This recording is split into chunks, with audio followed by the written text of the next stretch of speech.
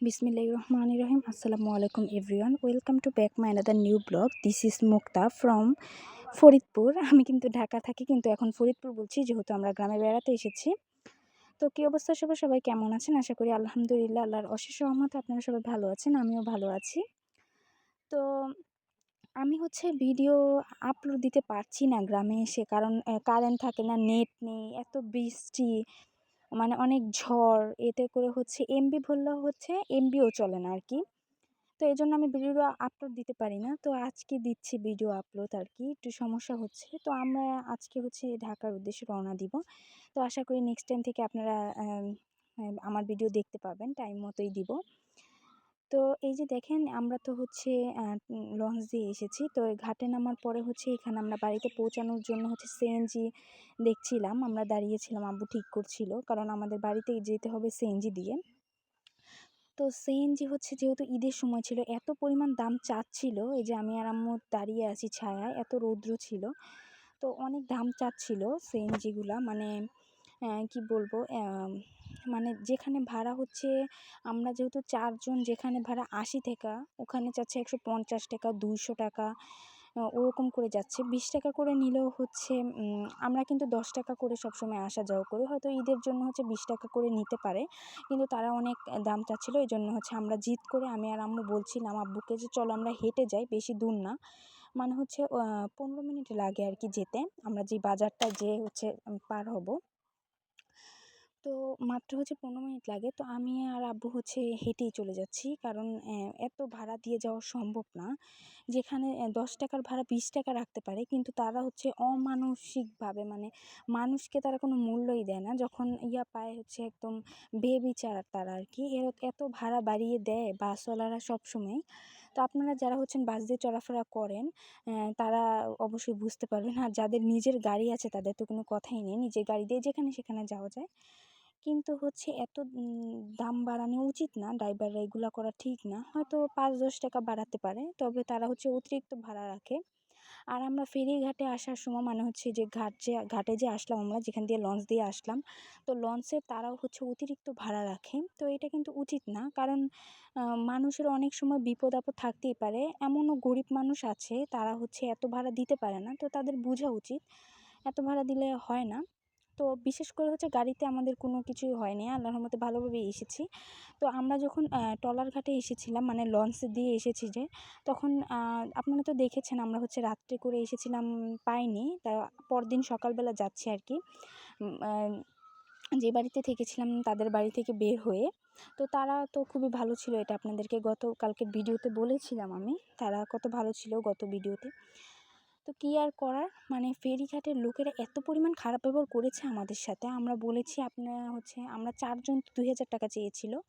তো আমরা বলেছি যে আপনারা ৪,০০০ করে চেয়েছিল, একজনের ১,০০০ করে, আমি ভুলে গিয়েছিলাম। তো আমরা বলেছি আচ্ছা ঠিক আছে, আপনি ২,০০০ টাকা রাখেন, তাও আমাদেরকে নিয়ে যান। তো তাই সে নিবেই না, এত অনেক খারাপ ব্যবহার করেছে। তো আমরা এখন যেহেতু বাড়িতে চলে এসেছি, আর একটু সিএনজি দিয়ে গেলেই হতো। তো তারপর আমরা আর করিনি। তো এই যে দেখেন, একটু ৩ রাস্তার মোড়, কিন্তু এটাকে ৩ রাস্তার মোড় বলা হয়। তো এখানে আমরা একটু রেস্ট নিচ্ছিলাম। তো তারপরে আমরা কিন্তু হেঁটে তারপর আরেকটা গাড়িতে উঠবো। তো আমরা বাজারে, এটা বাজার। তো সিএনজি দিয়ে আনলে আমাদের এই বাজারেই নামাতো। তো আব্বুকে বললাম আমাদের কিছু কিনে দাও। তো কেন বলছি কিনে দেওয়ার কথা, সেটা আপনাদের পরবর্তী ভিডিও ঢাকায় গিয়ে আমি শেয়ার করব, যেহেতু আমি গ্রামে যাচ্ছি, এখন মুডটা খারাপ করতে চাচ্ছিলাম না। তো এই যে দেখেন, এখান থেকে আব্বু চানাচুর নিয়ে নিল। তো এটা খুবই মজাদার চানাচুর, এটা খুবই ভালো লাগে আমার কাছে। তো আব্বুকে বললাম। তো অনেকে কমেন্টে এসে বলতে পারেন যে খোলা চানাচুর নিচ্ছে, তো খোলা না, উনি কিন্তু কাগজ দিয়ে ঢেকে রাখে চানাচুরগুলো। তো আমরা নিব দেখে, তাই দেখে উনি খুলেছিল। তো এই যে দেখেন, উনি কিন্তু পলিথিন করে সব কিছু দেখছেন প্যাকেট করে রাখছে। তো একটা একটা করে উনি চানাচুরও প্যাকেট করে রাখে। তো আমরা নিয়েছিলাম, তাই বলে উনি দিয়েছিল। আব্বু বলেছিল আবার প্যাকেটেরগুলা নিবে না, আবার ভালোগুলা নিবে আর কি, নিচের থেকে, বল থেকে। তো এই জন্য উনি পলিথিনটা সরিয়ে আমাদের দিচ্ছে। তো আমরা এখান থেকে নিমকি, মিষ্টি, নিমকি আর কি, আর মিষ্টি ছাড়াটাও, ওগুলো নিয়ে নিলাম। তো দেখেন কত মানুষ আর কি, কত কিছু কিনছে। তো এটাই আমাদের বাজার। আরেকটা বাজার আছে মণিকোঠা বাজার, ওখান থেকেও আমরা বাজার করি। তো এই যে দেখেন এখানে কত কিছু, তো এই যে আমরা হচ্ছে 2 পদের জিনিস নিয়ে নিলাম, আর নিয়ে নিয়েছিলাম মুড়ি, সেটা আপনাদেরকে দেখাবো আমি। তো এই যে তারপরে হচ্ছে আমরা বাড়ির উদ্দেশ্যে রওনা দিলাম। আরেকটা হচ্ছে ইয়াতে উঠে গেলাম, এটা কি বলে, ও যে পিছনে ছিট থাকে যে আর কি, গাড়ির মতনই ওটা। তো এখানে উঠে হচ্ছে সামনে 4টা সিট ছিল আর পেছনে সিট। তো একটা আন্টি হচ্ছে অনেক বস্তা নিয়ে উঠেছিল। তো আমরা হচ্ছে এক সিটে 3 জন বসার কথা, ওইখানে আমরা হচ্ছে 4 জন বসেছিলাম। তো খুব কষ্ট হচ্ছিল যেহেতু সিটগুলো ছোট। তো যাই হোক, এই আন্টি অনেক কষ্টের কথা বলছিল। আন্টির হচ্ছে 5টা মেয়ে, কোনো ছেলে নেই। তো 5টা মেয়ের মধ্যে হচ্ছে 2টা মেয়েকে বিয়ে দিয়েছে, আর আছে 3টা মেয়ে। তো মেয়ে নাকি উনি অনেক কষ্টের কথা বলছিল যে মেয়েটাকেও আমার টানতে হয়। মেয়েটাকে নাকি বলেছিল যে উনি নাকি এই যে মানে ওনাদের বাড়ি হচ্ছে ঘাটের কাছেই আর কি। মানে আমরা যেখান থেকে হচ্ছে রওনা দিয়েছি পার হয়েছে ওই ঘাটেই হচ্ছে বস্তিতে নাকি ওনার বাড়ি, উনিই বলছিল। তো অনেক আওয়াজ দেখে আমি ওনার কথাটা দিলাম না, কারণ যেহেতু গাড়ি পথ আপনারা শুনতেও পাবেন না, ভয়েস দিলে অনেক গাড়ি ঘোড়া চলে, অনেক আওয়াজ হয়। তো আমিই বলছি। তো উনি অনেক কষ্টের কথা বলছিল যে মেয়েটাকে বলেছিলাম যে ট্রলারের যে লঞ্চ চালায় আর কি, সেই ড্রাইভারকে বিয়ে না করতে। তো বিয়ে করেছে, এখন হচ্ছে ওই ড্রাইভারটা অনেক জ্বালায়, ভালোবেসে বিয়ে করেছিল আর কি। তো এখন অনেক জ্বালায় যৌতুকের জন্য। তো মেয়েটাকে হচ্ছে ওনার চালানো লাগে। আর উনি হচ্ছে বিদেশে ছিল, তখন হচ্ছে ওনার হাজব্যান্ড মানে বিদেশ থেকে আসার পর হচ্ছে ওনার হাজব্যান্ড টাকা নিয়ে পালিয়ে যায়। পালিয়ে যাওয়ার পরে হচ্ছে ওনার ছেলেমেয়েরাও ছিল, তখন উনি বিদেশে ছিল আর কি, আবার গিয়েছিল। তো বিদেশে যাওয়ার সময় হচ্ছে ওনার ছেলে মেয়েকে এখানে রেখে গিয়েছিল। তো সেখানে হচ্ছে ওনার ভাইয়ের যে বউরা আছে তারা হচ্ছে ছেলে মেয়েকে অনেক কষ্ট দিয়েছে, ঠিকমতো খাবার দেয়নি। আসলে বলেছিল যে তারা হচ্ছে অনেক যত্ন টত্ন করে রাখে, মাসে মাসে 10,000 20,000 করে দিত, কিন্তু দিত না আর কি। তো এই কষ্টের কথা বললো, আমার খুব খারাপ লাগছিল আর কি, ছোট ছোট বাচ্চা। তো তারপর হচ্ছে আমরা যাচ্ছি আর কি, এই যে দেখতেই পাচ্ছেন। তো আন্টি অনেক কান্না টান্না করছিল, আমার খুব মায়া লাগছিল। তো কিছু করার নেই, কারণ আমার তো কোনো ইনকাম সোর্স নেই, যদি থাকতো তাহলে আমি তাদেরকে অবশ্যই হেল্প করতাম। তো আমার আম্মু সবসময়ই বলে আর কি যে কখনো যদি ইনকাম করতে পারি, গরিব অসহায় গরিবদের আর কি হেল্প করব আমি, ইনশাল্লাহ গরিবদের জন্য কিছু করার চেষ্টা করব আমি। তো আমার পথে ঘাটে কোনো মানুষ দেখলে আমার খুব মায়া লাগে যে ওরা হচ্ছে অসহায়ের মতো বসে থাকে আর কি। তো এই বাচ্চাগুলো আবার আমাকে জিজ্ঞেস করছিল, আপু তুমি কি ভিডিও করছো? তো আমি আর বলিনি যে আমি ভিডিও করছি।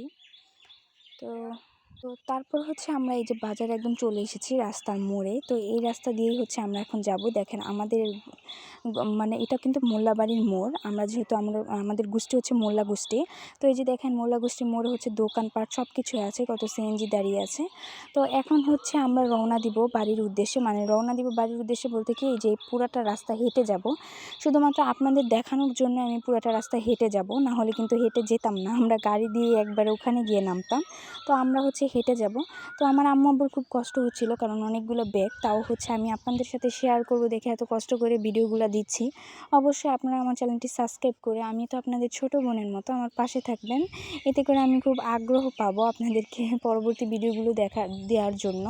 সুন্দর সুন্দর ভিডিও শেয়ার করবো আপনাদের সাথে।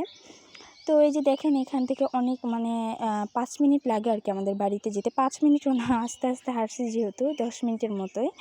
তো এই যে দেখেন এখন হচ্ছে এই যে দেখেন অটো কিন্তু যাচ্ছে একদম। তো আমাদের বাড়ির সামনে বললে একদম নামিয়ে দিয়ে আসতো একদম বাড়ির ভিতরে।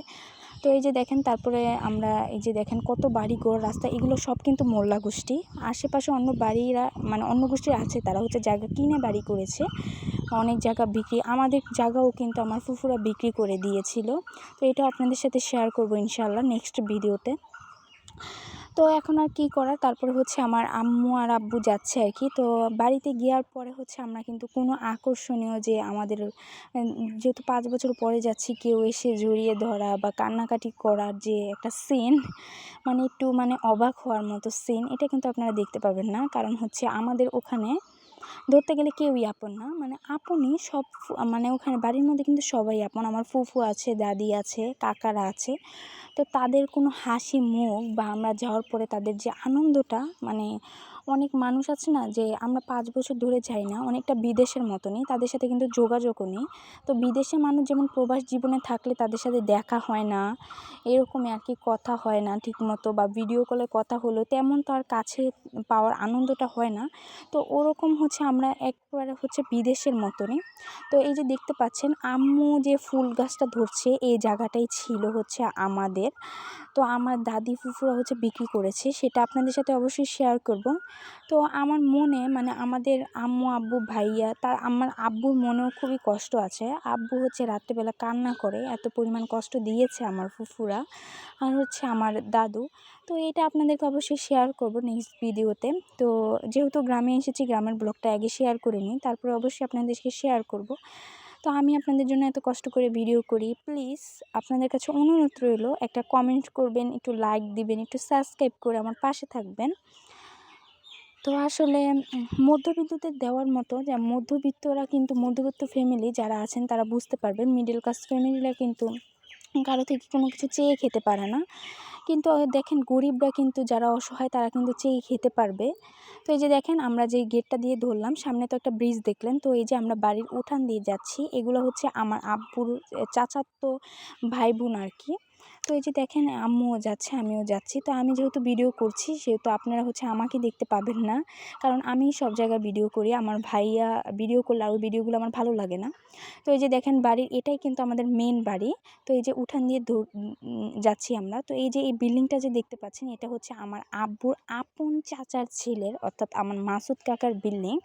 তো একদম আপন কিন্তু। তো সামনে দিয়ে যে গেল এটা হচ্ছে কাকি আমার।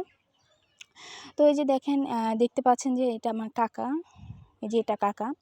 তো ফুফুরাও কিন্তু আশেপাশে ছিল, তারা কিন্তু আসেনি, কারণ আমরা গেলে তাদের আর কি মুখটা কালো হয়ে যায়, সবাই একটু বেজার হয়ে যায়। তো কেন হচ্ছে মন খারাপ করে সেটা আপনাদের সাথে শেয়ার করবো অবশ্যই।